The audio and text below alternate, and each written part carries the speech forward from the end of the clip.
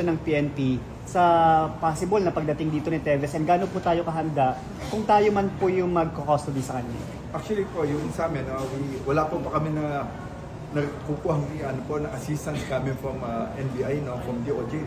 But in case na meron po kami facility dito doon sa custodian po namin in case na kailangan po natin ng DOJ, ng any assistance, marami po kami. Magpo-provide po kami ng mga pulis-pulis. Ano po yung plan, sir, for Teves po? Actually, sir, meron naman po kami security escort dito. Okay, sabi ko na, tapos prepare yung custodian natin in case na kailangan po ng DOJ na meron pong taguan doon si Teves. Pero dito po ba sa Krami siya? Wala po kaming knowledge about kung paano po yung preparation ng DOJ. At sinasabi ko lang namin, we are prepared to give assistance po sa DOJ po. Okay?